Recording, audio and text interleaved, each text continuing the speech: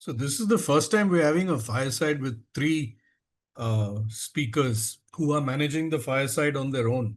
So there is no Mumbai chapter involved in this, in the sense that there's no moderator from Mumbai. And these three coaches have, in fact, worked this through themselves. And as we've been kind of flies on the wall in the group, observing how they have progressed from blank sheet to very informed kind of level of conversation. So I'm really waiting to hear this next session. Actually, this is the second consecutive month when we are collaborating with the chapter, and this is the first time with an overseas. Last month was with Delhi NCR. And from now onwards, July onwards, that's what we have decided. Month after month, we will have someone coming in from the different chapters. Luxembourg, Kuwait, Philippines are there in September. Next month itself, yeah. And Good Jeff afternoon, is also Mr. Pathan. I just saw Mr. Pathan is with us in the room. Good afternoon, sir. Good afternoon. Good afternoon. It's a pleasure Welcome. to be part of the room because I've been invited to listen to the talks earlier. And so you're not audible, sir. Just a moment. I hope I am audible now. I can hear him. Yeah. Am I audible now? Yes, sir. Yes, sir. Yes, sir. Very nice. Yes, loud and clear. Lovely. Very well, very well. First of all, I must thank Sandeep Kalra for inviting me to be the part of the system that you have initiated, and it's a pleasure to listen to the speakers, and especially I had the privilege of listening to Shweta Handa Gupta's talk on ethical integrity, and the way the participants came forward with their views, it was remarkable. And Shweta ji, must thank you the way you explained and you were able to gather the information together and bring out to the points of the benefit of everyone, which is remarkable. But let me tell you, I am not here for any coaching because you have the superb participants and faculty members who are there for coaching. And I'm only here to share my views. Yes, sir. Yes, sir. So your session will be after, and that's why we have named it Walking the Talk. See, and it was that's what Dexter was sharing during the break. It is our fallibility and frailty, which we need to be aware about, and how in your journey, when you had to take critical decisions like decisions worth thousands of crores, and so on and so forth, as to what has shaped your DNA. That'll be a great insight for us. And now we have a fireside chat where we have these three speakers who will be joining. And after that will be your session. We'll be inviting you. Good afternoon, sir. Good to be seeing you here, SABITHA NATRAJ. Good afternoon. SABITHA is going to be one of the members in the Fireside Chat. She is Chief General Manager in IndianOil. Oh.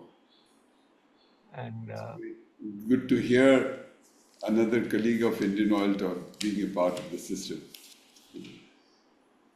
So what we would like to be coached about is to how to stay simple and curb our ego, and which makes it all the more simple. That's what Shweta remarked at the outset. It is very simple. That's so how provided we are able to. That is how you survive. Hmm. One has to be simple to survive. That's true. So I think we may begin, Tanaya. Yes. Yeah, we are on time, 12:25. Welcome, everybody. After your respective tea, coffee, lunch break stretches. And we want to thank you for choosing to spend the next 2 hours with us. And we continue to treat you with two powerful things coming your way. So, Nandini, let's have the slide up. Is Nandini back? Okay. Yes. So we are here for a fireside chat now, titled The Trust is Earned. And let me introduce to you the three speakers that we have for this round of fireside chat. So this is a real conversation that we're going to have amongst the three of them. And these are going to be real conversations on ethical crossroads in coaching. So the dialogue is going to be moderated as well by ANUSHLY. So let me first introduce to you Miss SABITHA NATRAJ, who is the Chief General Manager for IndianOil. Ms. SABITHA NATRAJ is in charge of the capability building for stakeholders, the last mile customer champions, officers, and the online learning portfolio at IndianOil Corporation Ltd. She brings in nearly 3 decades of rich experience across verticals like retail sales, communications, marketing, and sustainability development. She joined IndianOil in 1993 at New Delhi. Along with her today, we have GUNJAN SINHA, who is a leadership and life coach. She is also a mentor coach, an ICF PCC assessor, and she supports young adults and executives to tap into their full potential and to be the person they wish to be. She is also an EQ master coach and a painter and a dancer. And as I said, the session is going to be moderated by ANUSHLY. She's joining us from ICF Colombo. She is a global executive and life coach, an organization and relationship systems team coach, a coaching supervisor, a mentor coach, a DEIB change catalyst, and a social activist for UN sustainability. She's also a systemic solution consultant for the ICF and the EMCC bodies. She helps her clients discover and to be aware of their natural power, intelligence, and wisdom which lies within them, but that has not yet been tapped due to the clutter or lack of awareness or lack of clarity or knowledge. So with that, I'm going to hand it over to these three women to take it from here. Welcome, ANUSHLY and SABITHA and GUNJAN. Hi, everyone. Hello. Oh, Hi, ANUSHLY. Hi, Sabitha. Yes. Thank you, Tanaya, for introducing us. And we have Gunjan, who'll be leading us right now. Gunjan, maybe. How about we just start the conversation with what ethics means to us and pick it up from there, and also maybe share a few guidelines on what to expect from this next 1 hour from us. Thanks, Tanaya, for that lovely introduction for all three of us. It's a blessing to be in this space today. And thank you to my lovely panelists today. We'll be discussing more on the ethics and how it shows up in our coaching practice. But before we dive in, I'd like to just set the tone for our conversation. So what you'll hear from us today is not a conclusive definition of what ethics is, and nor a rule book on how to practice it. Instead, these are our personal experiences, our reflections, and our perspectives. We believe that ethics often lives in the gray spaces shaped by the context and the choices. So I invite you to approach this fireside chat with curiosity and also contribute your own thoughts, your experiences, your learnings in the chat. You can share that with us. And together, I think we can create more richer and more diverse understanding of what ethics means in our coaching practice. So with that, let's move in to understand what ethics actually mean to each one of us. And in the meantime, can I request the audience to please put in the chat what do they understand by the word ethics? How do they define the word ethics, right? So let me start with my perception about how I see ethics as. So I'm a painter by hobby, and I often use this metaphor to describe what ethics means to me in coaching. So, sorry, is everybody able to hear me? I can hear some echo. Yes, we can hear you. There are some voices that we're hearing. If the moderator can support us with that. Thank you. Go ahead, Gunjan. Thank you so much. So as I said, I'm a painter by hobby, and I often use this metaphor to describe what ethics means to me. For me, when the client enters the conversation or the coaching journey, the canvas is the client's story that they bring into the space. The colors, the vibrant colors, the shades are the emotions, experiences, perspectives that they carry. And as a coach, I bring in different brushes and strokes as my presence, as my questions, as my reflections. And together we try to create this unique piece of art. And then comes the ethics. So ethics for me is like a frame holding this whole canvas that guides us into giving it a structure, protecting the integrity of the canvas, which is the client's story, and also allowing this whole journey of client's growth to shine safely and authentically. So for me, that's what ethic is. And I would now love to hear, Savitha, what's your thoughts on ethics?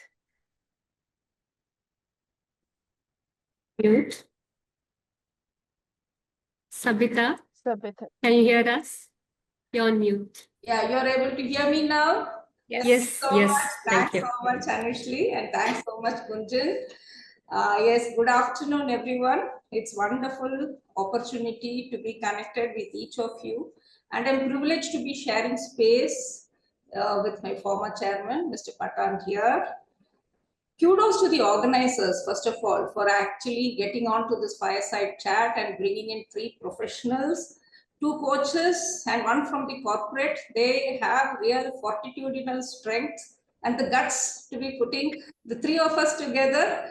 And we are going to be enjoying talking to each other and giving some reflections on this. And I hope all of you out there are going to be enjoying and learning from this collectively, which is the essence of coaching, if you would ask me.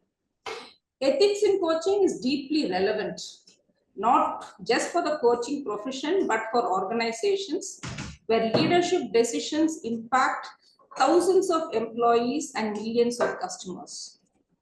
What strikes me about ethics in coaching is that it often shows up in the in-betweens between the coach and the coachee, between the coachee and the organization, between growth and performance, between confidentiality and accountability.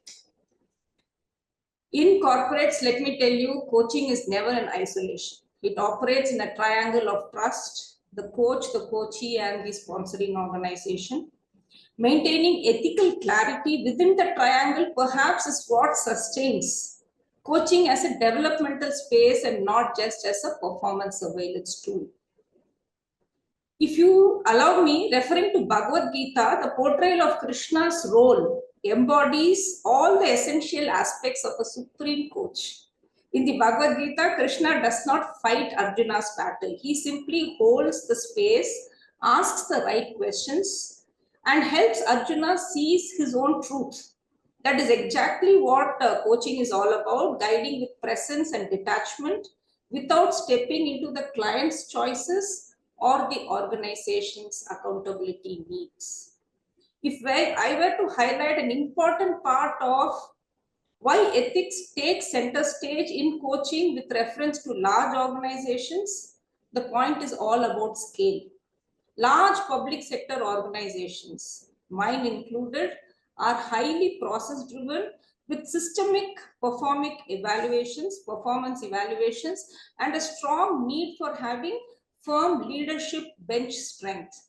With absence of lateral recruitments, homegrown leadership availability gains a lot of importance. Large organizations are pyramidal in structure. They are very hierarchical, and that is what defines them. And another aspect that defines them is the aspect of association of recruitment to retirement mode. So nurturing and developing potential is as important as sharp performance evaluations and leadership bench strength. If we were to compare the board level positions and the positions below that as an A, B, C, D grade, A grade would only be about 10 to 15, followed by 100 and multiples of hundreds. And the position where an officer matures from an execution role to a leadership role, decision making role, managing self to managing teams to managing others, which is where coaching is needed and absolutely developmental in its aspect. The scale is all that matters, and when scale matters, deliverability matters, ROI matters, metrics matters, accountability matters. So from my perspective as a leader and as an HR professional in a large organization, ethics in coaching is all about three things: respecting boundaries, being clear about what coaching is and what it needs to do and what need not do; safeguarding trust. Confidentiality is not just a technical clause, but the very foundation of psychological safety; ensuring equity while we offer coaching to and whom we offer coaching to is as much an ethical decision as what happens inside the coaching conversation. So when done right, coaching is aligned with strong ethics. It can bring individual aspiration with organizational purpose. And I believe this alignment is where the true power of coaching lies. And with that, this is what I look at ethics in coaching, or coaching in its entire perspective. I would invite ANUSHLY to share her thoughts on this. Thank you very much, Sabitha and Gunjan, for sharing your perspective. And I can also see some interesting perspective shared in the chat. And I request participants to read through that as well to get some collective insight. So for me, I think it starts with self-responsibility ethics. Start with the language that I use when I practice ethics, which is I choose. It's not that I have to. There's no compulsion to practice ethics because somebody asked me to practice. It's more about I choose. How do I bring that to my self-consciousness as a choice? Because I choose it. And how do I move that into ethical maturity? So when I call it ethical maturity, it's more about what's best in the here and now. So what's best in the here and now can be different than from yesterday to today. For an example, a coach was asking, like someone whom I was mentoring, like, last time in that scenario, you said we can do this, but this time you have a different perspective. I said, that was best then, and this is best now. So it's very, as Gunjan gave the introduction, it's very contextual. What's best in the here and now is called the ethical maturity. Ethical guidelines like what ICF has is useful because just like how we were taught ABC when we were in primary to get where we are today, we need some guideline as human beings. But after we start to practice, we have a personal reasoning to that.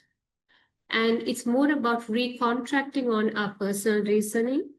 And if you're part of ICF ecosystem, it's more about asking yourself, is my personal reasoning is aligned to the ICF Global's reasoning as well as the larger purpose as well, is a question that we need to keep recontracting on. As we keep doing that, at a point, it becomes a practice, which is we call embodiment. Sometimes people look at it as a destination. Embodiment is not a destination. It's the most dangerous space to be, where a lot of C-suite clients are in our executive coaching sessions, because when you get there, the most difficult part starts. How do you unlearn from your embodiment, relearn, And again, you go through another cycle of embodiment and go on this circular movement of ethical maturity. So when I say it starts with me, I have a triangle, coaching triangle, which is my presence. Who I am is how I coach, which you already heard from Shweta also in her session, and you have heard in so many other contexts. So if I'm not clear with who I am and how I'm showing up with my session, how do I recontract and contract with myself before, during the session, after the session, it's going to have an impact on how I'm practicing ethics. Then my presence, then comes my core truth, soul work. I commit myself on my soul work, because the more and more I commit myself on the soul work, it is leading me to a collective ethical consciousness. And the third one of the triangle is unconditional love, where I don't come with a need to coach my client. My client has a need, and I'm there in service to them. So this is my triangle, which I make sure that I take care of it before I walk into a session and I hold the space. And my client's triangle will be my client, my sponsors, or any other multi-stakeholders. What are their expectations? What are the logistics? And what are the agreements and alignments? I like to reinforce here, agreement and alignment are not same always. Sometimes people agree on paper, they sign off on what coaching is, what's confidentiality is, what's not, but there's no alignment. So the psychological alignment is the most important alignment and contracting. So how do I marry that triangle with my triangle? So whenever I have a situation where I cannot align my triangle with my client's triangle, I take a step back. Because when I'm in conflict, I cannot practice ethics with my client. So to give you examples, like events like this, ICF page, which you sign every year, or whatever the page you sign in your chapter on ethics, all these are to evoke your ethical consciousness, while it's a self-responsibility on how you practice ethics. This is what ethics means to me. Thank you. Over to you, Gunjan. Wow, those are some lovely perspectives there on ethics. We have few in the chat as well. I'd love to read that out before we move on. So Dexter says, ethics is how you show up in life, personally, professionally, socially, and in private when dealing with difficult choices. That's beautiful. Thanks, Dexter. Prasad says, ethics is a moral compass. While there's always the chance to do the right things in the right direction, the courage to do it is what makes it many times challenging. Lovely, lovely thoughts there. And I think we'll be touching on those points as well as we move on. So thank you. And I would really request more people to put their thoughts, their experiences, their learnings in the chat. It would be lovely to see that coming through. So now that we've explored what ethics means to each one of us, let's go deeper into understanding how ethics plays in our coaching practice. We'll begin with some questions that we've thought, each one of us, and this whole space is open for any of us, the panelist or from the audience, to answer. And we'll be inviting also the audience to reflect on it. So shall we begin with the questions? Yeah. All right. Yes. All right. Thank you. So I think the first question that came to my mind when I was thinking about ethics and my experiences is, as a coach, you might have used this phrase a lot, and as a client, you might have heard this phrase a lot. Quote unquote, this is a safe space for you to explore. Now, as a coach, what makes you create this space, safe space for the clients, that they truly believe in you? And as a client, if you're a client, how do you feel it? Like, how do you feel it and how do you express it to your coach? So I'll start with sharing my perspective on it. So when I tell my client, and I personally use this phrase a lot. So when I tell my client that this is a safe space for you to explore, what I'm actually referring to is not the doing as a coach, but the being of the coach. So if I'm grounded, I'm present, I'm non-judgmental, and I'm truly curious, the client will feel it. So that comes from my energy, that comes from my silence, that comes from my openness. And I think that goes beyond what words can actually even create. And to my understanding from my experience so far, I think a safe space is not built through, say, the processes or the techniques or the checklists that we have. I think it arises more from whom I'm being in that moment with the client and fully available for the client. So very calm and compassionate in the moment, matching the energy of the client and meeting them where they are in the journey of their life. So for me, that's the meaning of creating a safe space, and I would love to hear your perspectives on it. Shall I invite Sabitha to share her perspective from? So it's going to come from the client side. So interesting to hear that. That's lovely, Gunjan. I really, appreciate the way you have articulated that. Very, it's a very different point.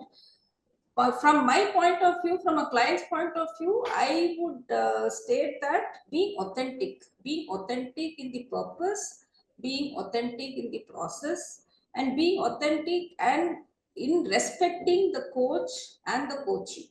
That's what would define being safe in the space, whether it is for the coach or for the coachee. It is all about the authenticity of what I'm going to be laying down as a client for this developmental process to take shape.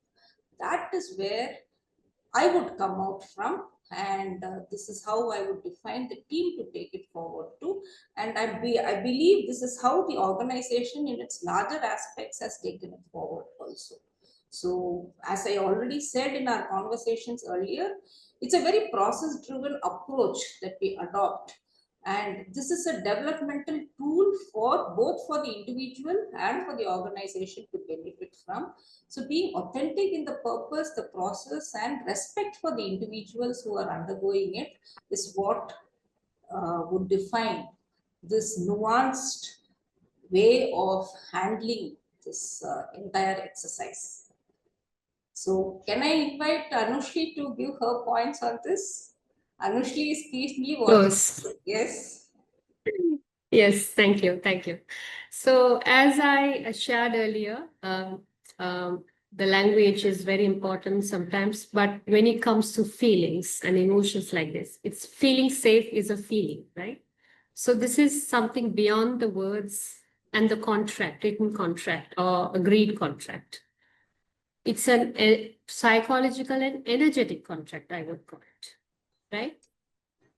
And do not think that this starts in your first session. No. Since you have your first contact with your client or sponsor, this starts. And it depends on how a coach prepares themselves for this relationship. It starts from there. Everything you remember from my journey, I can vouch and tell you the journey starts with you. And if you're a coach, the journey starts with you. If you're a client, the journey starts with you. If you're a sponsor, the journey starts with you. Okay, right? Just like how I need to be clear about when I say that feeling safe, I need to feel safe. Like Sweta said, can I acknowledge my wholeness? Only when I acknowledge my wholeness, I will feel safe to show up to life, show up to my client, show up to the sponsor, irrelevant to my credential, knowledge, expertise, experience. The wholeness, the first marriage of wholeness happens with you, and the next marriage happens with your clients, other stakeholders, and relationship. Yeah. Likewise, your coaching has to come from a safe space. If they're coming from a highly traumatic space, then there is a challenge where the coachability or coaching readiness is what we call in coaching language, right? Is a challenge. So how can a coach play a role is how can we help them to become ready by making them feel safe within themselves first, even before they feel safe with me or in this relationship. And I have always told to myself, I cannot make someone else feel safe without their permission for themselves to feel safe. Correct. But I hold the responsibility to make myself to feel safe and hold the space with that energy, which might create a byproduct of safety, but I'm not the one who's created. And it cannot happen without the client's permission. So in an organizational context, I feel sometimes we are more focused on creating awareness about coaching and telling what to do, what not to do, and blah, blah, blah. But the safety starts in each and every touch point, from the start to end. Let's say there are 10 steps, 2 steps that are safe, there's safety, and the third step, there's no safety in that touch point, it's going to affect the client relationship. So as an organization, if you're connecting from an organization, this is something you can pay attention to. How can I help my client, my employee to feel safe and get the best out of this coaching investment by making sure every touch point is taken care of? For an example, there was a client who had concern about his calendar being blocked in a shared calendar for coaching. So there's no confidentiality about him receiving coaching because of that. That sense of safety is already disrupted even before I come in a conversation with my client. So if we can explore on these things, I think I invite a conversation here for you to start thinking on what safety means to you when you say, I feel I'm creating a safe space. Is there a different language I need to use? Then I am creating a safe space. Think through on that. There's no right or wrong answers here. We are only helping together to help you to rethink and re-clarify your own way of practicing ethics with your own consciousness. Over to you, Gunjan. Thank you, both of you. Those are some really great pointers there. Can I invite anybody from the audience? Do you want to share any thoughts, any experiences, any examples on this question? Anybody, you can just raise your hand and you can start speaking. Ideally, they should have had some singing band or something after the break. Fireside chat is a good reason to just relax and wait, I suppose. Yeah, Gunjan, I think you may have to speak a little louder. Little louder. Yeah. Maybe I can get closer to the speaker. This is fine. This is better. Yeah, this is good. Yeah. All right. Yeah. All right. I feel like I'm screaming in this room. But any thoughts anybody would love to hear? Please feel free to agree or disagree. We are okay with that. Yeah. So I like what you've really said so far, about respecting boundaries, creating trust, and ensuring equity, Sabitha. And Anushli, what you've talked about, the language we choose to use is so important because ultimately that is what makes everyone feel what they feel, because words resonate and then they connect with how I, in my life, have experienced those words. So we also have to look at how our words are landing and be responsive to feedback that we are getting, because the language that we choose may not be the language that to begin with is the right language. We may have to navigate through language. Is that what I feel is? And that's where, your ethical maturity of not feeling you are struck down. I am the coach, my language, I can actually work through. I can work through that language, and I have to feel I owe the whole conversation more of me, because I don't expect the client to fill in the gaps and provide more of themselves. One interesting point that I learned is that feeling safe is a choice that someone makes. I didn't think about it from that perspective until now. I thought that, when I'm telling somebody or asking someone, are you feeling safe in this conversation? I believe that I'm doing the right thing. But now understanding, is the person really feeling safe? Yeah, is a challenge that I think I need to really consider next time when I'm having a conversation. Interesting. Yeah, that's a brilliant point, right? That there's a choice. So the client have a choice to feel safe or not. That's beautiful. I like the analogies and metaphor to simplify the complexity. Beautiful metaphor with canvas, paint, and the frame, defining the framework. And Sabitha's just one word. The industry, corporate, the client would expect the coach to be authentic. And authentic as a process, authentic as a person, rather than trying for perfection and proving oneself.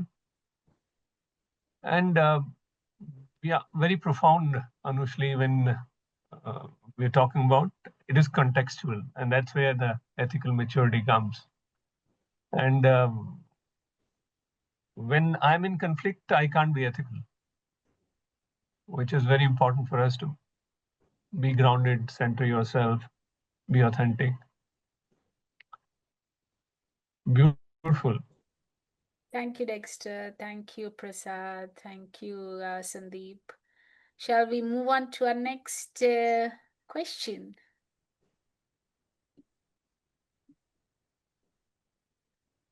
Yes. All right. Sorry. Yes, please do. Yeah. Sure.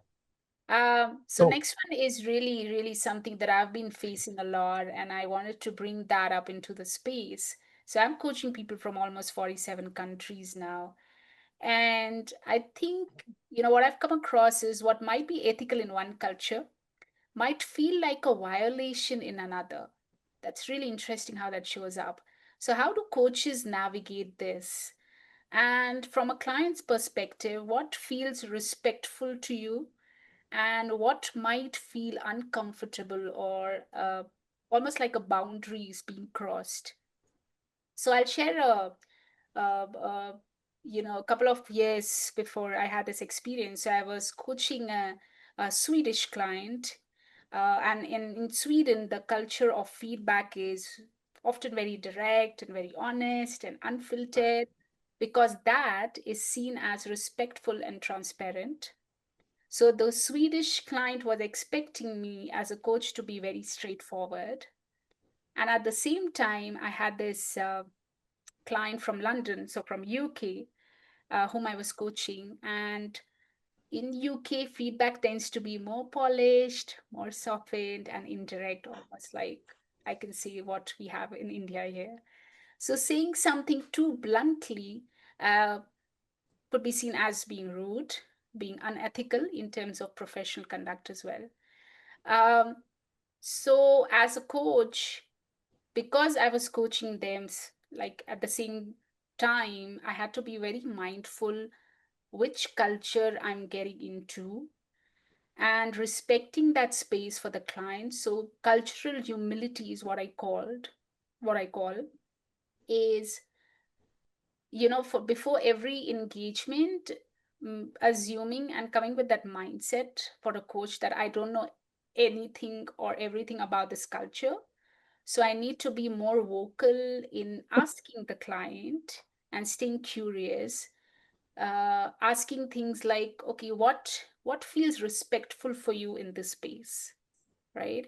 Or even being more explicit and more specific in asking about the feedback. So if I had to give you feedback, what feels respectful in that space? Understanding the power dynamics, so important. So contracting beyond logistics is very much important from my perspective. And then, being able to flex the communication style according to what the client is expecting. So if I would have got into the communication with the Swedish client, saying that my culture demands me to be in a certain way and I cannot flex my style to what you want, there's already the disconnect happened. You've lost the trust, right? So I think one of the key component here for the coaches is to be able to flex the communication style to how the client demands, and but then holding steady on non-negotiables, so confidentiality and respect and integrity and client's autonomy, all that stays non-negotiable. And as a coach, always checking on the assumptions that I have. So before I'm getting into the conversation, I'm assuming, so is my way more ethical because of my cultural norm? Are those assumptions kind of checking in? Or do I need to, kind of flex my behavior and my approach to interpret differently in the context that I'm in? So I think that's the way I'd approach and be more mindful about which culture I'm getting into. And I would love to hear the others' perspective on this. So, Sabitha, would you like to take that? Yes, Gunjan, I think Anushli would be joining. That's a wonderful way, and I think you handled it quite brilliantly and with a lot of patience, empathy. And my take on this is the content of the message remains the same. Probably the medium or the way it is being taken forward is where the cultural disconnect that can come into. But as a coach, your message and that is a foundation. So, and as you rightly said, and as Anushli also observed, it's about preparing yourself for the interaction, and each is unique. Each interaction is unique. Each coaching, assignment is unique, or the coachee is unique. So, to that extent, it is only in terms of the message that is being the standard one. It is only the medium that needs to be tweaked and taken forward. Anushli, when you were away, she was completing what she highlighted in terms of the cultural difference and how it would have to be taken forward respectfully in different cultures. So I tabled that the message or the foundation of the content is almost the same. As a coach, you understand and you know how you would have to enhance or take forward, handhold the process. But the medium with which you take forward your communication or your conversations may have to be tweaked, and that comes only with practice, and that comes with a lot of patience, and that comes with a lot of listening, I think. So that is where I am. Thank you, Sabitha, for sharing, and Gunjan as well. So I think I would start with the conversation like, if you are part of ICF Global DIB, go, if you have an opportunity for access for this, go and go to this learning program called DIB Cultural Competency Training, which is mostly offered for the DIB leads of the chapters, and sometimes chapter leaders also have access. And currently ICF is also running some training programs for coach training educators on DIB to create different lens or perspectives as an educator, because I think the journey starts with the educator and then goes to the coach and then to the client.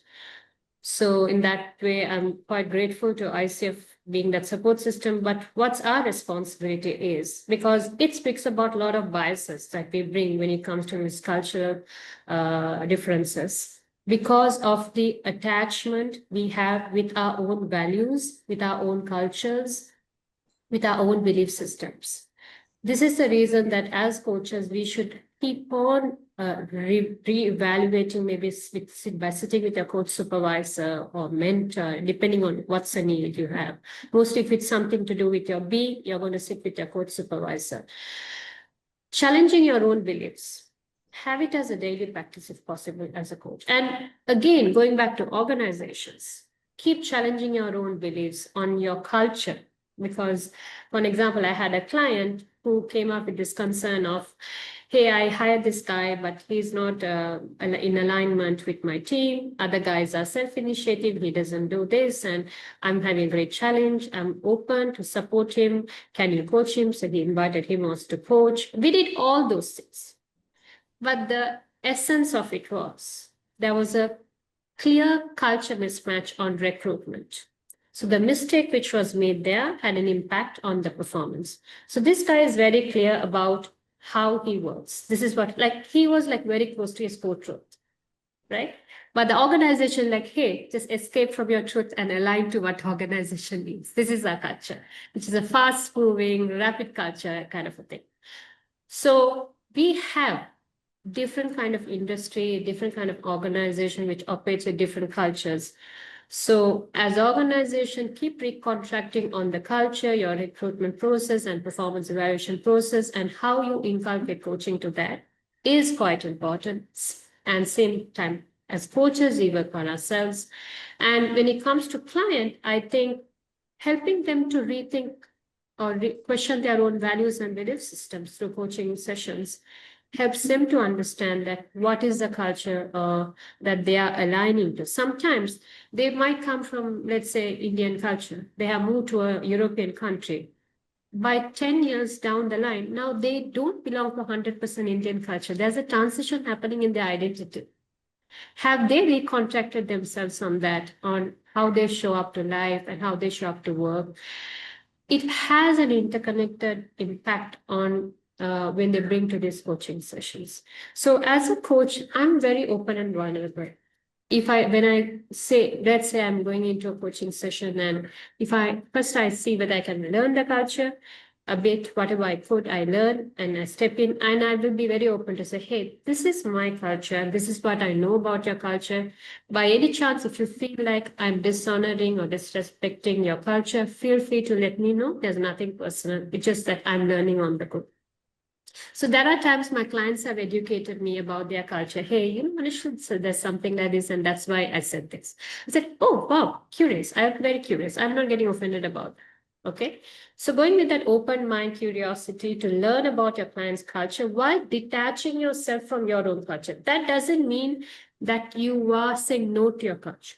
During that coaching relationship, you're honoring your client's culture because you're being service to your culture, your client's culture. But same time, when you're trying to be in service to your culture, if it's not in alignment to your core truth, let's say, so there is an ethical misalignment happening within you, the best thing to do is take a step back and work on your alignment and see, is this something that I could work with my supervisor, and then go back to your client so that you can be in best service. If you feel this is something that I feel I cannot, please refer the client to another coach to be in service to your client. So that's how you can be in service to yourself, to be in service to your organization, as well as the client. And also, I can give you another example of where a coach coming in, how coaches do influence where they don't understand culture. This is what I want you to understand. In a coaching supervision, a coach was bringing, why am I feeling so difficult to help my client with their relationship? And in the process, what we figured out was this client is from Europe, and the client that they're coaching is being coached on their relationship. Because personally he believes in gay relationship, he is unknowingly bringing a bias of asking questions which separates him from his spouse. And this is not a known thing, unconscious, right? He came to this realization during that supervision session. And for me, that was my first experience of serving a client with such a relationship. But what did I do? Did it affect me?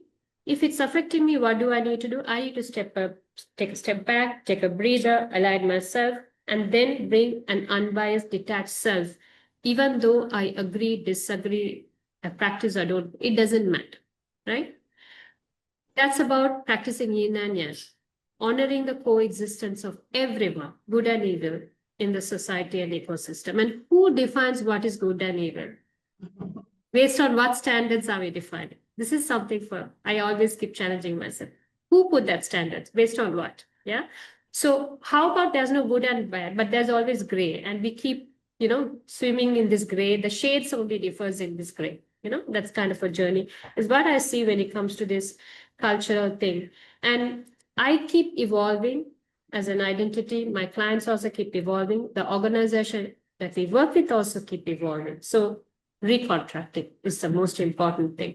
And don't forget, the first person that you need to be loyal with is your own self. When you're not being loyal with yourself, when you try to be loyal to somebody else, you are either in a submissive or dismissive relationship, and it's not a partnership. When there's no partnership, you are creating a potential conflict of interest or to breach ethics. This is an invitation for you to think about. Over to you. Yes, Anushley. Yeah, I think it, your response really aligns with what you started off with saying, learning from oneself and, reinventing yourself every time that an interaction happens, and biases, resetting, understanding what your thought process is and where it is stemming from is a very, very valid point, and that is where I think forms the basis of all these interactions. But now I would like to hear from the two of you, in terms of how do you all handle your ethical responsibility in maintaining confidentiality when a corporate client insists on measurable ROI for the coaching process. How do you handle that? Can I hear it from Gunjan first? Sabitha, do you want to share your perspective first, and then we can, join in? I let me hear it from you first, and then I will really, purpose it to you. As a client, I am a huge listener. I love to listen. So let me hear it from you, and then I would get it back on you. Sure. That's a really interesting question. So we are talking about the ethical responsibility on one side, and then there's this ROI of the coaching engagement, right? And a lot of time, there's a feeling that they kind of like they don't go together. But I think as coaches, we really have to manage how do we put that together. And I think what truly needs to evolve is the mindset of sponsors and the organization around the ROI in coaching. I think it's how I see is, instead of measuring coaching purely as a return on investment, I see it as a return on intention. And I love that word intention here, because when the focus shifts on uh, nurturing the growth and unlocking potential and aligning the leaders with the purpose that they're looking for, I think the tangible outcomes that the organizations are really looking about, say engagement or performance or innovation, they will naturally flow. So understanding that transformation is not a transaction. It's not a transaction that is happening here. It's the ripple effect of what we create in coaching sessions, right? So I think the bigger question is, instead the sponsors and organization asking what's the ROI of this coaching investment that I'm making. I think they need to ask the question, for example, what's the transformation that we intend to create, and how will that show up for the individuals and for the organization as a whole? So it's kind of like a marrying these two elements together. So for me, that's the deal breaker, I think.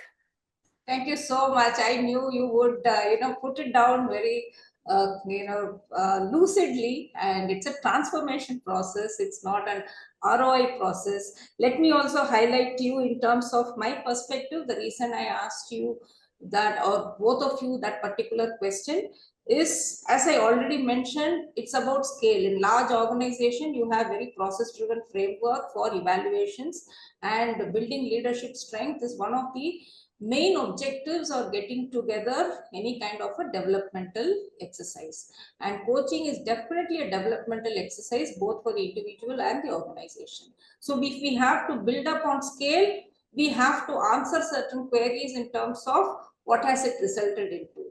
So from that, if it is going to be a transformation one, and understanding that sponsor, I think as a coach, you really have to have a conversation with the organization first to make it very clear, understand them and make it very clear to them what this process is going to be, and at what stage what they might get to see from the coaching in terms of the transformational. And let me give you a perspective, as I already said, from a junior grade to a mid grade, when they have to grow from managing themselves to managing teams and managing stakeholders, where they would have to take decisions involving revenue streams, involving multiple kind of a framework. That is when you get to see a high potential individual not being able to level up to what is needed for his growth and ascension. And that is where coaching comes in.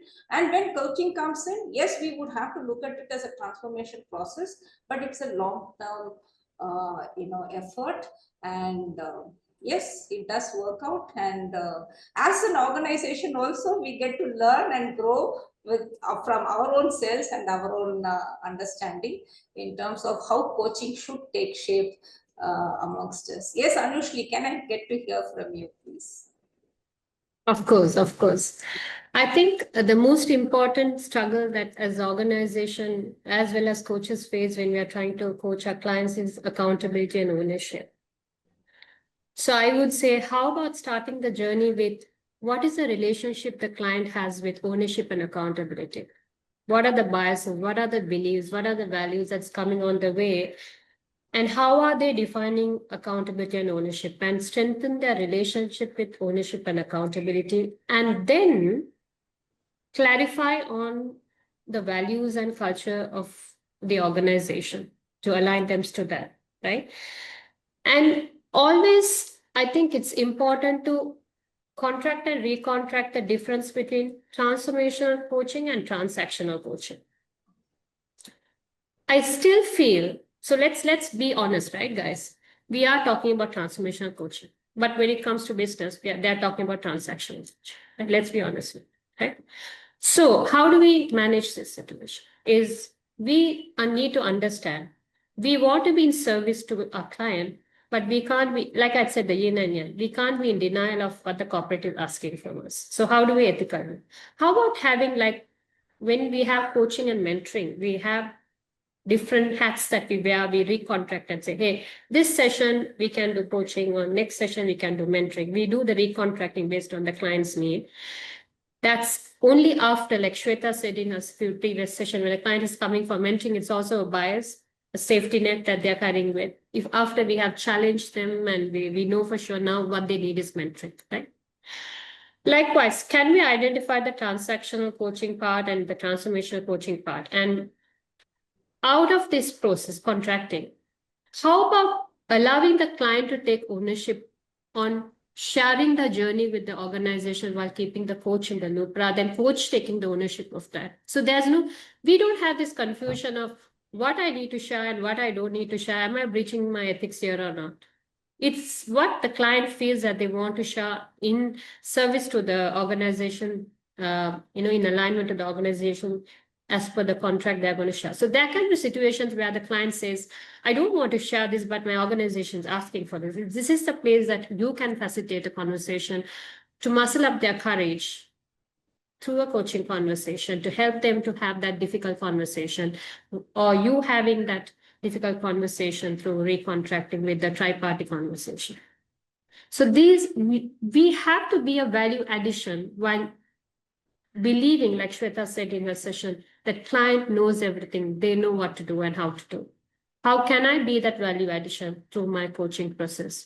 By being the cushion when it's required and being the, kind of a mirror when it's required for both the organization as well as the client. And again, going back to continuous recontracting. It's very important. Why I'm reinforcing that is, sometimes organizations think this is what we agreed in January and this is what we are going to get in December. And life happens to the coach, to the client, to the organization. Even there's a systemic change happening within the organization when you look at a systemic lens. And how are these factors having an influence on the coaching relationship? This is something most of the time we don't pay attention to. So how about we having this recontracting conversation, saying, hey, there's a lot of rapid change happening there. This guy doesn't have even a breather space, even though he has the capacity to evolve, right? So there was a client I had, like, he was going through a divorce and he was, going through parenting was a challenge and a lot of things was happening. And here there's a lot of performance expectation. Well, this guy is a very good performer, but his phase of life is not so exciting at this moment, right? So it is not an excuse, but it's an invitation for coach and organization, as well as if you're a client, to look with these different lens rather than just looking with this narrow-minded mindset. Yeah. Very, very well said. Life happens, and it's returning the ownership of the organization or the client, and making it more like a change management exercise. And I guess at one point a coach definitely gets into the role of being a consultative, getting into a consultative alignment with the organization itself. Is this the kind of a milestone that you want to achieve with coaching, or is there anything else that we would have to look at? It gets into more of a partnership, and in the beginning both of you mentioned that partnership is a main pillar of the coaching exercise, and partnership not just about the process, but it could be on the objectives too. So that, I think, would be a good way of handling this change management objective that they have in mind. And so on that note, can I just highlight the other question that I have to you? What do you think? Sabitha, we have. We will have to close it here now. This conversation actually can go on, and it's such a treat to listen to Yes. this wonderful confluence of different cultures, coaches, and industry. And we'll have to wait to invite you for a proper panel discussion, maybe in person, whenever we are having our next meet. And it's truly an honor to have you all three for this fireside chat. And may I now request Nandini to please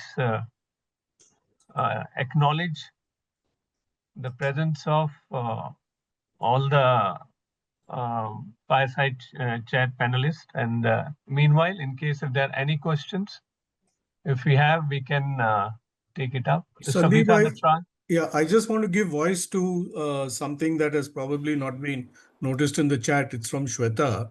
Yeah, says, I saw that. Yeah. I just want to say it out loud because it's an important point, I feel. Yeah. So she says, I strongly believe in measuring ROI in coaching, and I believe outcomes from coaching aren't intangible. The impact is deeply measurable, both in the bottom line and in human well-being. As coaches, we need to build the comfort and muscle to measure ROI while holding confidentiality sacred.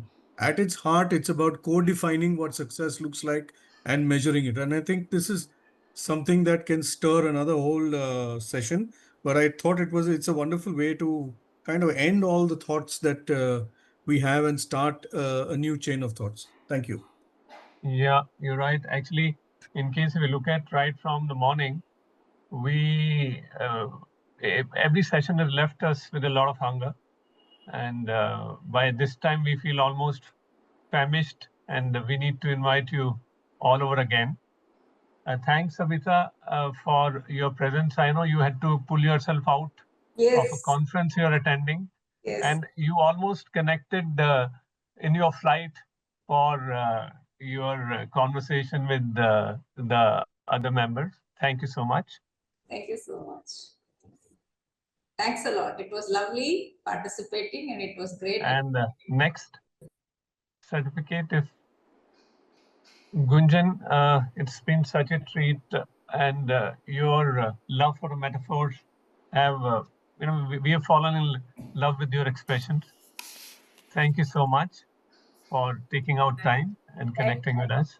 Thank you, Sandeep, and thank you to the Mumbai chapter for creating this space to discuss such an interesting topic. I'm sure we can just go on and on with it. Oh, yes, maybe. So gratitude. Thank you. Yeah, and now a special gratitude to ANUSHLY, who, in spite of the fact that Colombo chapter is extremely busy preparing for their international conclave, which is coming up on 24th and 25th. She was very forthcoming to help us out and come in and take up this role, and we very well realize without her and what value she has brought to this conversation. Thank you so much, Anushli. And we also have a certificate of collaboration with the ICF Colombo chapter, which we'll request you to also give it to Andrea. Andrea has expressed the gratitude to you as well as to your presence here. Thank you so much to the Colombo chapter as well. And we wish you all the best for your conclave. And with that, may I now invite our next speaker, who has actually lived the philosophy what ICF's revised code of ethics 25 explicitly states for a proactive ethical stance of adhering to the philosophy of doing good versus avoiding bad. A stalwart of the Indian petroleum industry, Mr. Mohammad Asad Pathan has nearly 6 decades of distinguished experience across diverse executive and leadership roles.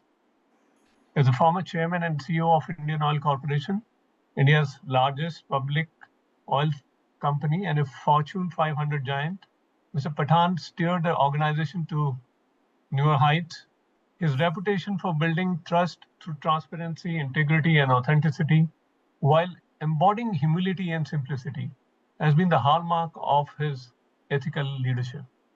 Such was his stature that after his superannuation from IOC, he was personally invited by Mr. Ratan Tata to join as a Tata Group's president director, later chairing several Tata companies with equal distinction. At age 83, Mr. Pathan continues to lead with vitality, devoting himself to philanthropic causes, while being honored with multiple lifetime achievement awards. And please don't be surprised, by the time you get back, you may reading the headline that he is receiving another lifetime achievement award. So interestingly, his formative years were spent alongside icons like Dilip Kumar, Rajesh Khanna, Salim Durrani, and Naushad, adding a unique cultural dimension to his life history. We are truly blessed today to listen to Mr. Pathan as he shares with us the treasure of wisdom from his remarkable experiential journey of living and leading an ethical life. Sir, over to you.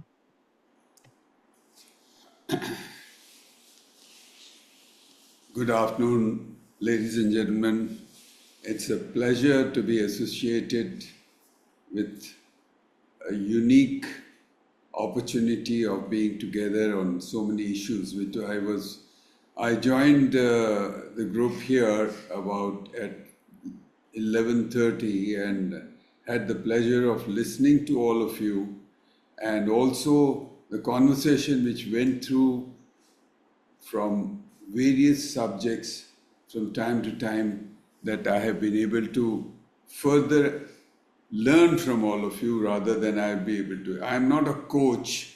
I'm not here to give you any discussions or any directions per se, but I have been invited to share my thoughts as to how I have traveled during my career in various activities and share my experience of dealing with situations which are definitely not easy to pass with, but have been very, very difficult instances at various place of time.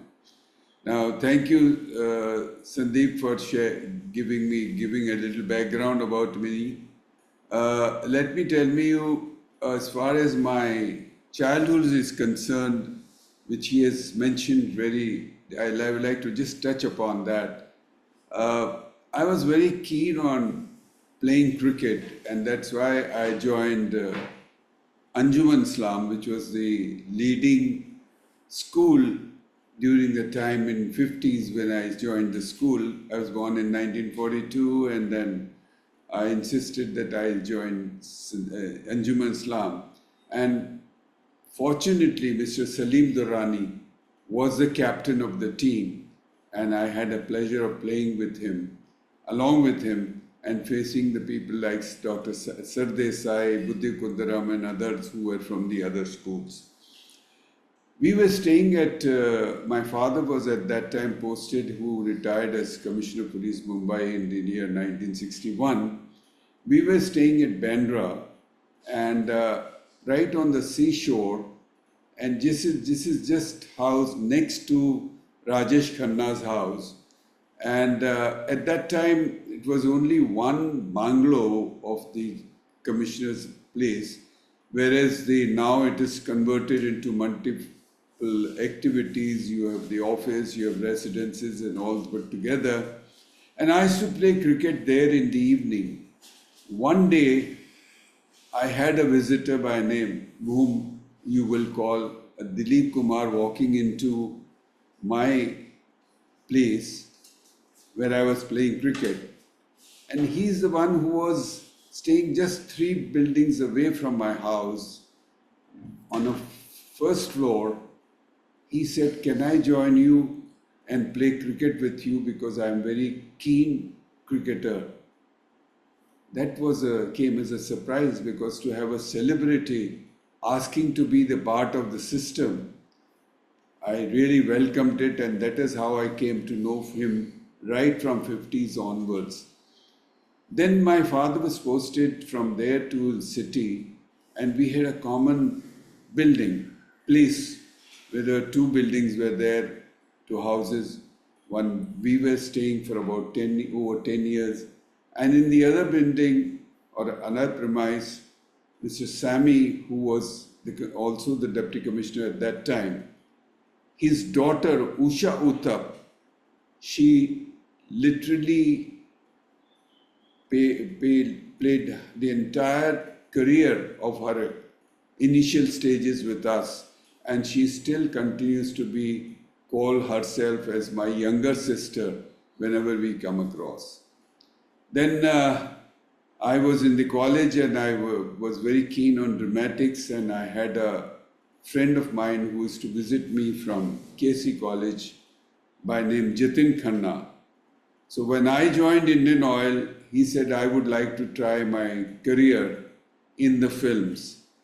And you'll be surprised that he succeeded, changed his name from Jitin Khanna to Rajesh Khanna, and we were friends for the whole period that he survived. With these celebrities having been the part of the system in the initial stages, let me tell you that it is important for a person to feel that you have to be fair, humble, and sincere in your activities, because these things have to come in your DNA, but sincerity has to play a very, very important role. My father was in police, and I have seen him facing difficult situations during his career, but he's always used to be a person who's dealt with difficult situation without compromising on an issue, and that gave me a great sense of responsibility and also the opportunity to learn from him in inculcating the faith that it was imposed on me. I have had several occasions. When I joined Indian Oil, actually I was selected in Caltex, but when a question of joining the oil company came in, my father suggested that I should go for Indian Oil, because I had both the career opportunity with both the companies. Very reluctantly, I decided in favor of joining Indian Oil, because it was a very difficult period. IOC was just about 5% shareholder of the petroleum product, and that too was entirely on DGSND supplies.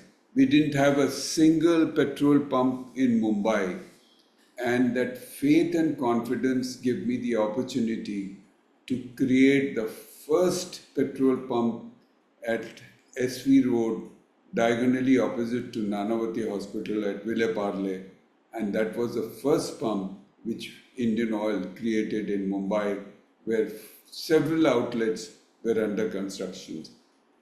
It was a time when we used to travel on the road looking for sites from location to location, traveling by bullock cart to sell kerosene. This was the initial stage of IOC, but then what faith and confidence we had that one day this organization will shine to the best of its ability. And that is what Indian Oil is today. Let me also mention to you that you have to be clear and understand that what you learn from your seniors or what it comes as the advice or the experience of the senior, that has to be imbibed in your activities. I recall after 11 years of my posting in Mumbai, I was first sent to Allahabad for a period of 15 months as a divisional manager and then transferred for 3.5 years to Delhi and 4.5 years to Ahmedabad. And during that period of my stay in Ahmedabad, our chairman, Mr. Das Gupta, used to visit Ahmedabad every weekend because Koyali refinery was under strike by workers for a period of 1 year, and the Koyali was the only surviving refinery for Indian Oil to live, and that is where the chairman was there. But that period of my association with traveling with the chairman for 2.5 years by road on every weekend, to and fro to Baroda and back, and also stay at Baroda with him to resolve the issue for a period of 1 year, gave me tremendous opportunity to learn that how we need to face reality. You have got to accept that come what may, you shall not compromise on any issues, even if at the risk of your assignment or a job. This I learned from our chairman, and I have seen that this has gone a long way in my career during my period with Indian Oil. I would like to also share a few things that you have to take high risk. High risk is only possible provided you are clear in your mind that what you are going to achieve is in the interest of the organization and not in the interest of an individual. You know, there were occasions when I was to be considered. I got selected by a committee to be the director marketing, but somehow my papers were not processed for a long time, and I had to wait for a decision to come. At that time, Mr. Balu was the minister, and Mr. Dr. Kelkar was the Secretary Petroleum, who forced or issue to make sure that the selected candidate is appointed. And that is how I was appointed as Director Marketing. But when I was selected for the post of chairman, my predecessor had to superannuate in the early period of January, and I had to take over being the senior most director, and also empaneled as number 1 as chairman Indian Oil, whose appointment had still not come in. I had to wait, and at that time my papers got stuck in the chairman's office. I'm told at that time that the other contenders were canvassing against me and visiting, and a lot of rumors came around that very lucrative offers were given to everyone. but I never paid even one visit to Prime Minister's office. Mr. Devi Gowda was the chairman, Prime Minister at that time. I got a call from his office that the Prime Minister would like to meet you. So when I went to see him, he said, how come that all have come to me, I've come visited the Prime Minister's office, but you haven't cared to even come once to canvass your position as a director, as a chairman? Well, I said, sir, I have been nominated by the committee. It is in the interest of the of the organization that probably I have been selected, and it is for the government to decide which is the best interest for the organization. And if you feel that I am fit to handle it, I'll be too happy to do it. At that time, somebody even remarked and said that you're talking about chairmanship, you may lose your directorship as well. To which I responded that, look, I can stand on my feet because my wife is a pillar who stands behind me like a rock, and my children have been settled.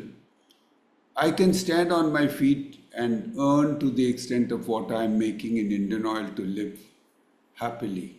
So why should I think of a compromise?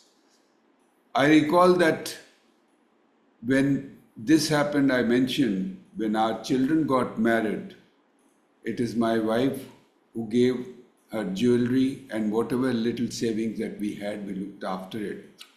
But don't expect IOC to going out of the way or to consider anything which is not fair to the organization. And you'll be surprised that the Prime Minister said that you will continue to do the best of the work that you have just spelled out. And that is how I was selected as Chairman Indian Oil. There have been several occasions as a career in IOC where I was the chairman. I still recall that once I was told by the minister to do certain activity which I knew it was not fair in the interest of the organization, which I refused, to the extent I was told even by the minister that I don't have to come to the office or ministry for any discussion, to which I responded that ministry has 3 representatives in the Indian Oil, additional secretary and 2 joint secretaries who are the member of the society of the board. You are welcome to put your views, whatever you want, but we shall do everything which is in the interest of Indian Oil. And with this, I walked out and never visited the ministry for a period of 1 month. But as you know, Chairman IOC can do without the minister, but the minister can't do without the chairman or IOC or the organization itself. And that is where the minister came back with a very humble request that I should come over to see him.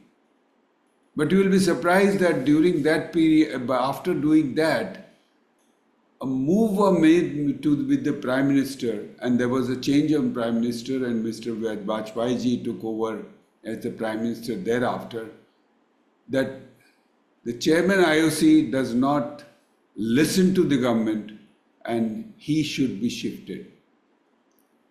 The Prime Minister got the so-called complaint examined by the Cabinet Secretary and the Additional Secretary of the Prime Minister's office.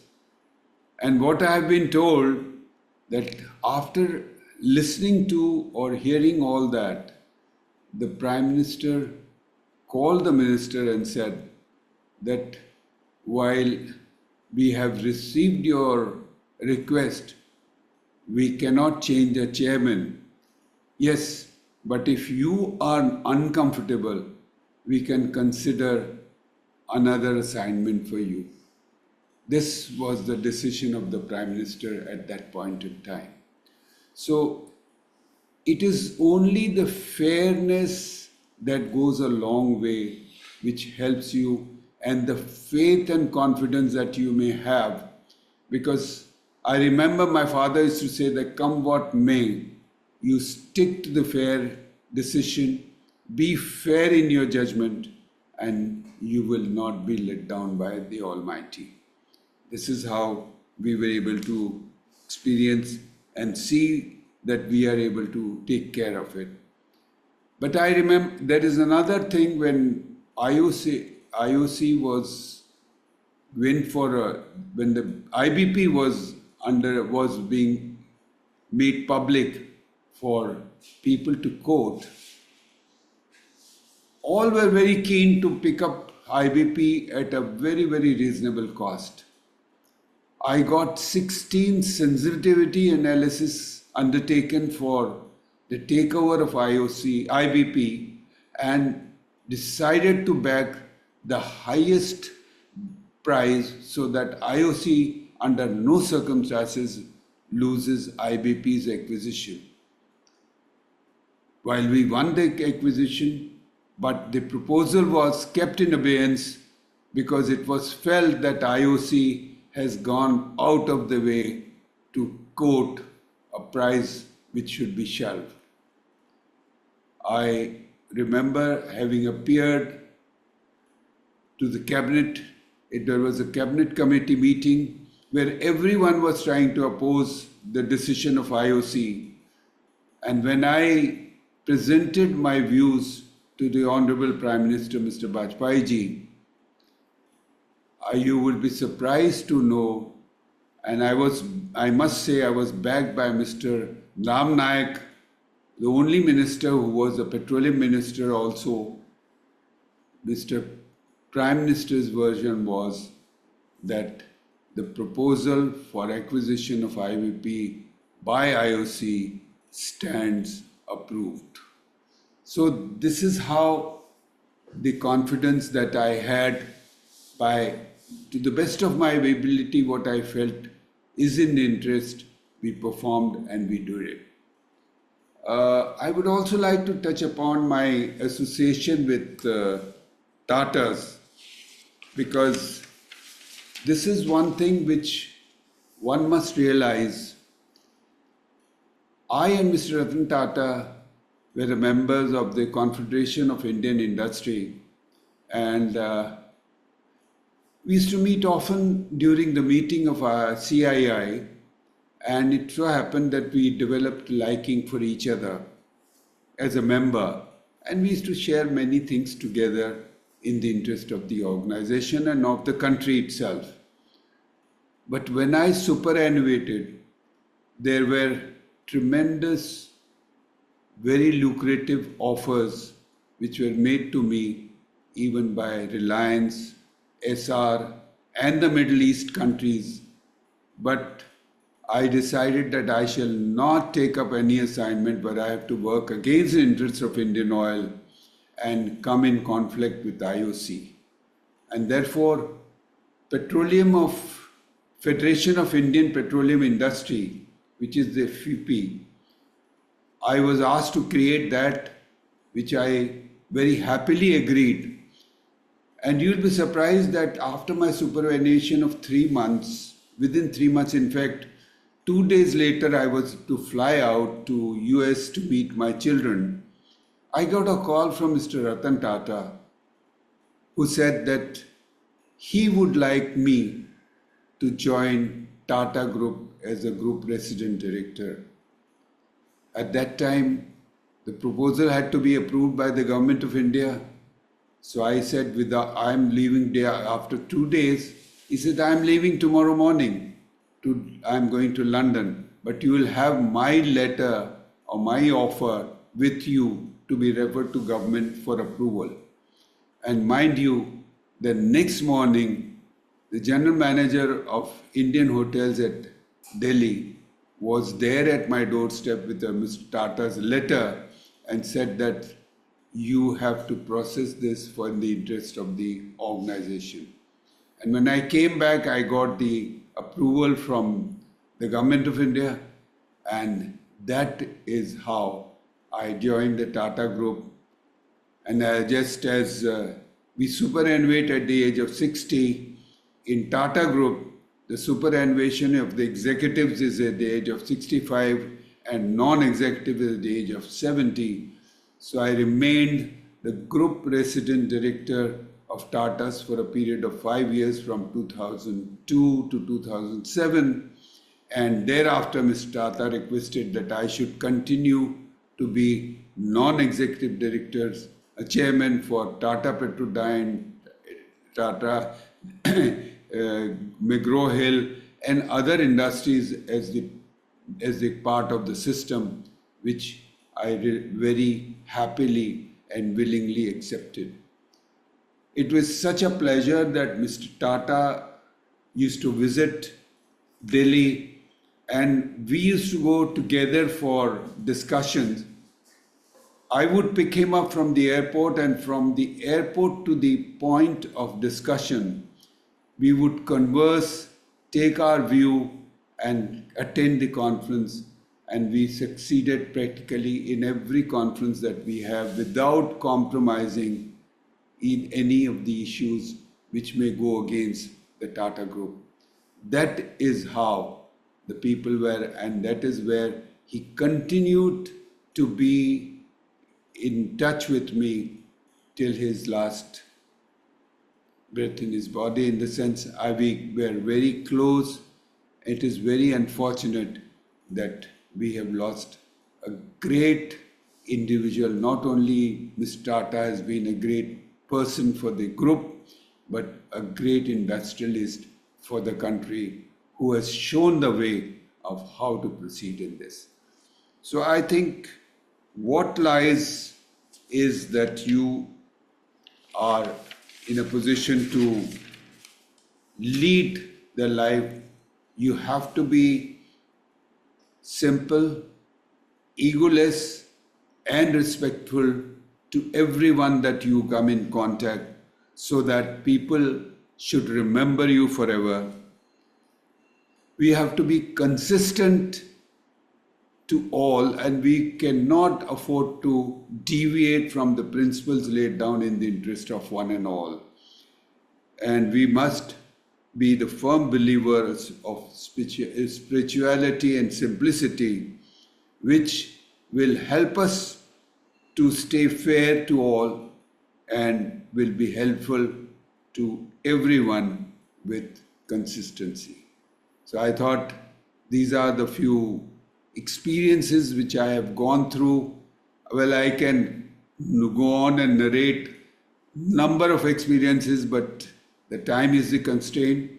I would love to do that, to share my thoughts with anyone if he has any point. But what goes a long way is a faith and fairness that we may belong. This is what I have. Unless if you have any questions, you are most welcome to ask. Thank you so much, sir, for sharing your wisdom, your journey of your illustrious career, and how the triad of simplicity, integrity, loyalty with spirituality can help one sustain to remain ethical all times, which you have demonstrated in your career, and still considered epitome of ethics. And may I request our chapter president, Mr. Sanjeev Bhatia, who's also from Tata Group, to share his perception and also views, and also present the certificate of appreciation after that. Well, it's an honor, sir, PATHAN sir, to have you here, and it's a credit to the team who could invite you, a person of your stature. Well, I have a blood of Tatas because my career started with Tata Steel. I was selected by Mr. Modi I had a privilege of working with the great leaders, including Mr. Ratan Tata, and I have met Mr. J.R.D. Tata once. Every person, whomsoever, whatever every word they said, had a great mindset shift. My early stage of career has been built based on those. And of course, at the break time, I was sharing some of my personal learning from the real life, how the Tatas they behave, every bit of it, whether it was a fire which took place at the Tata Steel plant. We were personally involved. Every bit of it is a story, a book which I can write beyond what Mr. R.M. Lala has written. So I really don't want to really take away time, but yes, I resonate with every word of yours, what you said. Um, I feel very humbled when I have to speak in front of you because you are all the legend. And I'm sure each one of us, um, we have a lot to do in our life. We have to lot to shift. It's not about the coaching. It's much, much more beyond about the life. So our coaching is really good, very pious space to be in. And once we are in, so naturally, ethical values, the principles, the honesty, um, I think everything goes well with this journey. Um, I really don't know what to say, to be honest with you. But only thing is that something different I feel when I listen to the people like you. And I'm sure everybody is getting drenched with the same feeling, the way I'm feeling at the moment. I have my personal bias towards startups, and I want to be very happy in that space where I am. And thank you very much for coming. I am personally having a huge respect and gratitude to each one of the speakers who have come today and share their feeling right from the beginning.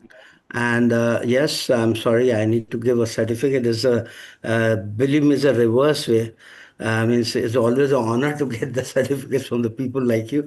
And it's a humble uh, gift or humble presentation. It has no value for you, but it has a lot of value for us when we have this in our depository that, yes, we could give a certificate to Mr. Asad Pathan. So, with all humility, please accept it, humility from our side to accept it. Thank you much, sir. Thank you And very then I'll take this opportunity to also supplement what Mr. Bhatia has just said. What is posted in the chat box, sir, it's amazing, impressive track record, sir, simplicity, humility, and consistency. Shweta, who took the master class, is deeply inspiring. Thank you. Such an amazing, inspiring journey. Warm regards, building blocks of reputation.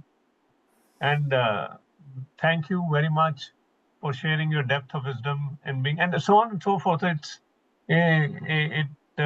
may take us another 10 minutes to read out all, but again, sir, we are grateful for your time, and you also waited for your session and also blessed the other speakers.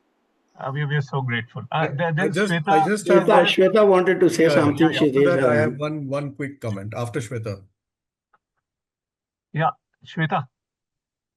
Thank you for allowing me. I have a question, sir, and thank you to Mumbai chapter for giving us the opportunity to hear from truly a legend and who's role modeling what it means to live ethics in practice. I'm also fiercely patriotic, so I almost had tears in my eyes when you were speaking at some points. There's actually a very difficult dilemma that I'm facing as a board member, not just an ICF. I function on the board of multiple companies with global presence, where the leaders of two countries who are in the opposite sides of a conflict. So we have a policies at the human level, everybody is suffering. So I don't take sides as a board member, as a leader of that organization. But often people want their pain to be acknowledged, want their pain to be held, to be heard. So I've had conversations again with people from those various countries. But if you can imagine people on three sides of a war that is against humanity in a lot of ways, and everybody's suffering, and as a leader, the ethical choice for me, or the right choice for me, sometimes becomes very difficult because I can't take sides.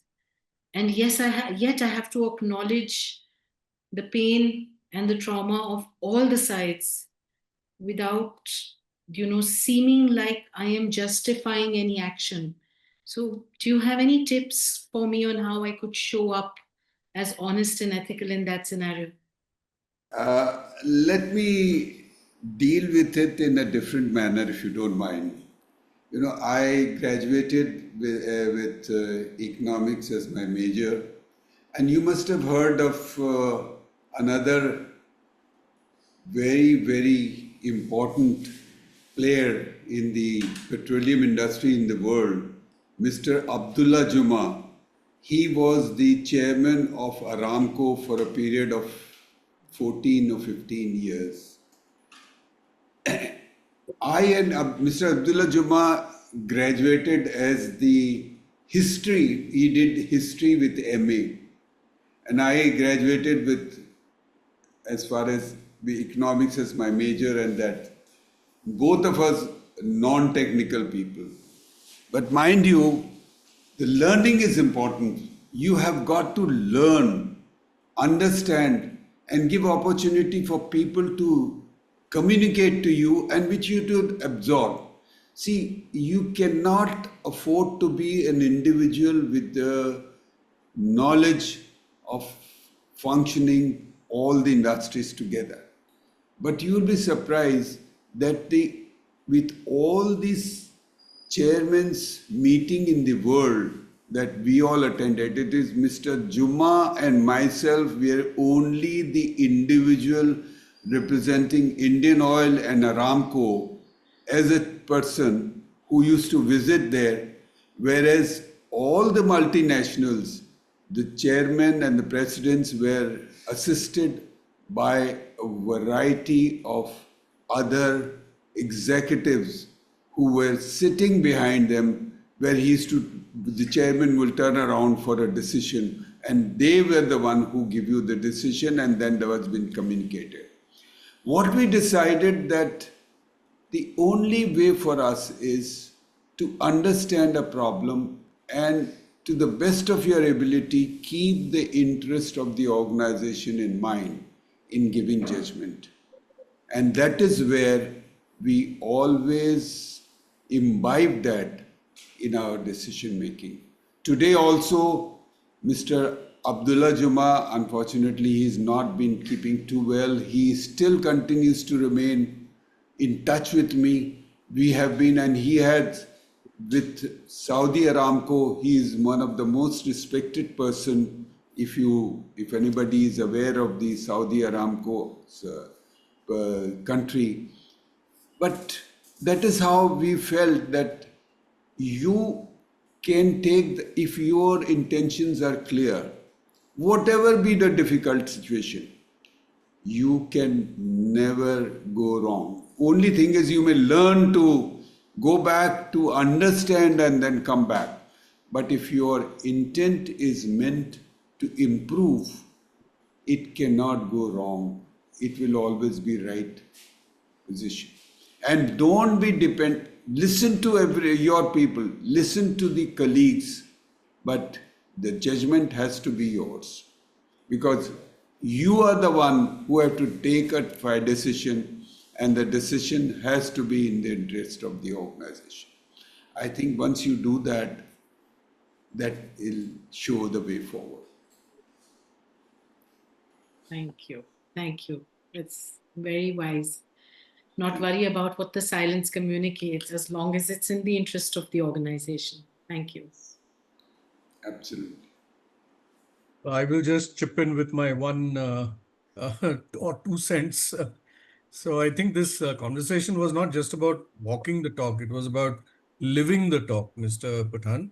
You have really demonstrated, as even one question comes here is, when the journey was on the brink of breaking, what made you powerful to bounce back, to continue the journey rather than shifting to any other path? I think you've already explained it to us.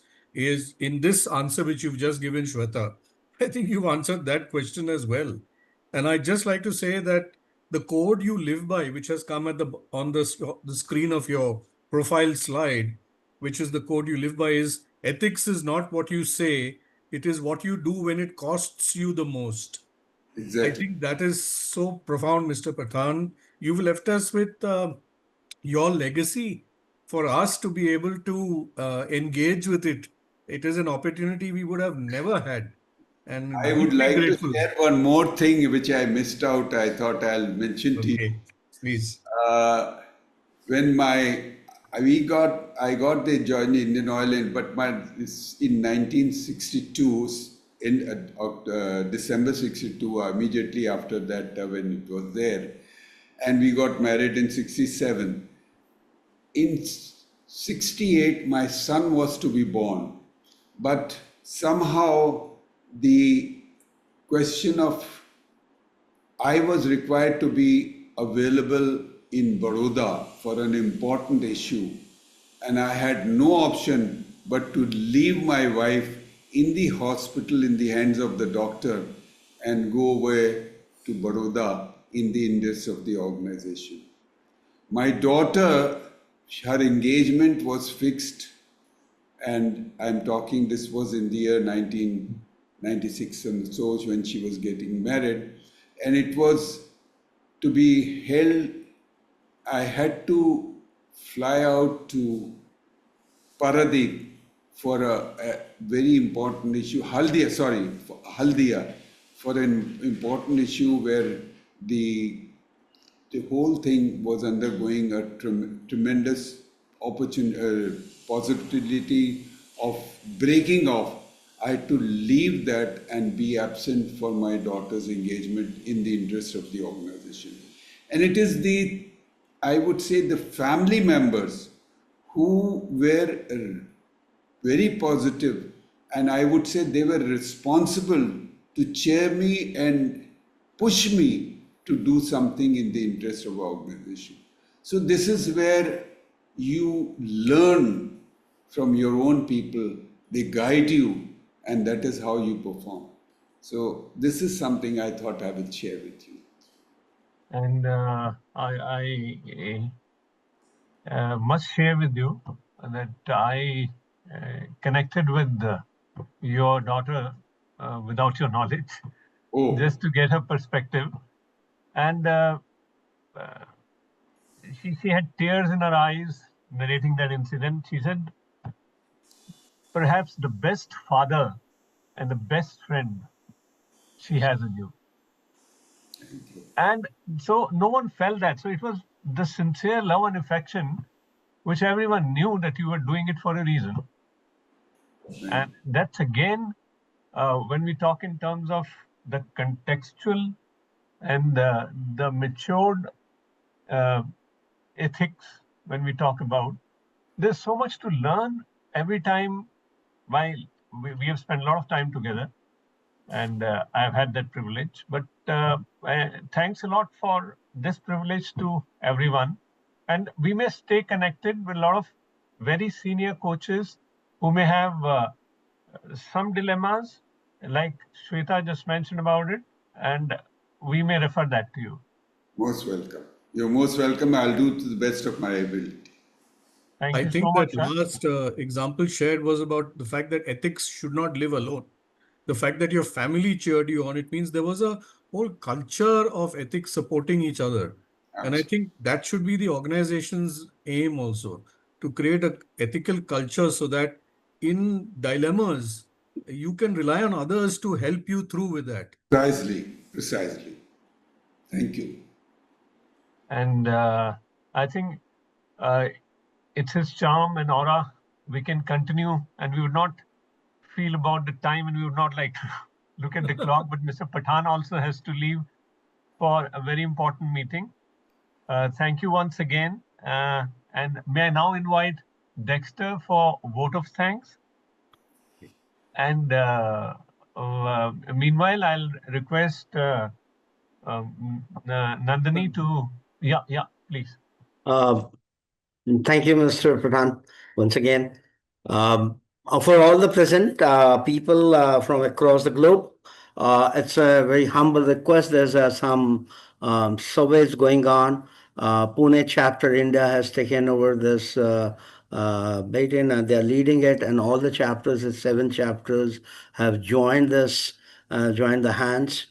There's a big team working behind to understand the coaching arena in Asia. So it's a big survey which is going on. I'm just going to post the link. I request you to please do that along with the whatever the link is going to be posted for your CCUs. So I'm sorry, Dexter, I'm taking of your time, but I'm just posting it. I'm requesting, I'm appealing it, I'm cajoling, I'm pushing you, I'm pressurizing you. Just do it for yourself. Thank you very much. I have done the survey, by the way. I've taken it. Yeah, it's an interesting survey. Yeah. The more you do it, you will find it's just about you, nothing more. And you will get a plenty of it back once you fill it up. If you fill it up, I'll assure you that you get the copy first. And if you don't get it, you can catch me by caller. Thank you. Wow. Thank you, Sanjeev, Sandeep, Mr. Asad. What a wonderful way to close this. We've had a wonderful session today, beginning with Vandana and the moral compass, which talked about dimensions of this moral compass, which is integrity, authenticity, service, and boundaries, and this great ethical coaching checklist. And the moment that came on, almost everybody in the chat said, we want a copy. So I know that it's going to be used and it's not just for information. So I'm so glad that happened. Then we had Shweta, who asked us a wonderful question is, how do I hold what is being shared with me in understanding ethical integrity? Where she talked about relational care, integrity of the wholeness that you bring, systemic awareness, and the authentic human presence. And she talked about it's not about perfection, it's about raising the brokenness within us. That I think was such a profound statement to hear.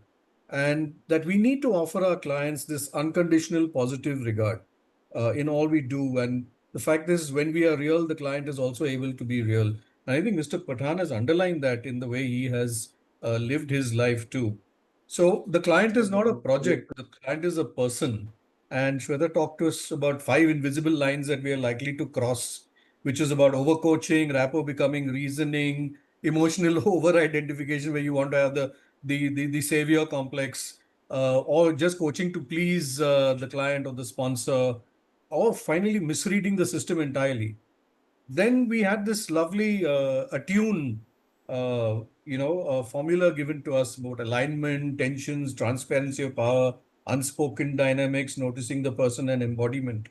I am very glad that we were able to actually capture all this together and get into that breakout room to talk about some situations where, in fact, Prasad was with me, and he said that, in one of his things, it brought back to mind a quotation that says, our children are better than the neighbor's children. So it is, the client also feels that our solutions inside are better than what anything that the coach can say ultimately. So the dilemma is there when you as a coach want to offer something that you have, but the client doesn't really appreciate it because they think what they have going on is already the best in the world in that sense. The question that we were asked also is that, is the ask for mentoring itself a cry for help? This is something that we've never thought about, because when we come to somebody saying mentoring and all, we say, no, this is coaching, it is not training, it is not mentoring. But why are people asking for mentoring? What is broken? And I think that's what we were asked to reflect on. And then, of course, ethics with AI. Wow, what a topic that was. It's going to go on forever. We are caught up in this whole world of AI. And I think that the next time we meet, you may not have Sandeep and me here talking to you. You may have a bot which has already assessing you, your flow of thoughts, and has answers and prompts and everything. God bless us all if that happens far too soon, but we need to deal with it. So, fireside chat with these three wonderful coaches, Anushli and Gunjan and Sabitha. Wow, Sabitha came out so strongly there. I was wondering, Sabitha coming from the industry, what is she going to really talk about? Will she be overwhelmed by these two excellent seasoned coaches over there? But I think the voice that still resonates with me is Sabitha. How strongly and forcefully and how clearly she came out with her ideas. So thank you, all of you, the three of you. Who Sabitha says coaching is needed from recruitment to retirement in all aspects of professional life, and so true. Which she talked about three paradigms of respecting boundaries, creating trust, and ensuring equity. And I think that line was also on her slide, which is the code she lives by. With Anushli, I mean, we talked about self-responsibility, and she said something very interesting is what is best in the here and now, and it's contextual, and that any agreement you come across is not necessarily alignment. So you got to watch out for, what provokes and evokes your ethical consciousness. And as we were talking about, Gunjan asked those wonderful questions, is how do you respond as a coach? How do you respond as a client and create that safe space? I think that's a conversation we can have for a really long time. And it's about being versus doing. We've heard this so much, but here we talked about it again, being in the moment, matching and meeting the client, being authentic in purpose, intent, and process. That's what Sabitha added to it, which I thought was really wonderful coming from real industry experience to say that. And Sabitha warned us that we need to be respectful also. Anushli came back and said, but it is all contextual. Then they also talked about cultural context. The fact that what is acceptable in one culture may be completely unacceptable in another culture. So it's very important for us to understand culture, cultural context, and ask for help. If you don't understand culture, ask. Almost everybody in the world loves to explain. Like if you do not know how to pronounce somebody's name, don't pronounce it wrongly. Ask. They will tell you how to pronounce it. And if it's far too difficult, they will even give you a short form that is acceptable to them. So everybody in this world is a coach internally, waiting to be asked the question. So I think as coaches, we should recognize the coach in our client as well, to be able to understand how to evoke that coach, so that you can have, they say the best way to sell anything to anybody is to buy something from them. So that's a marketing principle. And I think really we are here to trade what we each have with each other, because as it's been said, transformation versus transaction is really important to see how transformation shows up. And Shweta told us about ROI, that we should really focus on ROI. And Anushli also said that ROI is return on intent, return on intention, return on how the impact is besides return on investment. Thank you all so much. There's so much we have gained. I don't know whether it is only my enthusiasm to listen to this, but I'm sure everybody from the comments I've been seeing have picked up a lot. And I think if we can put, maybe even one thing from each session into play, we will be much better people, much better coaches. And I think ICF will be pretty happy with us. People will be happy. The world will be a better place. Ultimately, that's what we're trying to do. Thank you so much, everybody. Thank you so much, Dexter, for summing it up so well. It couldn't have been better.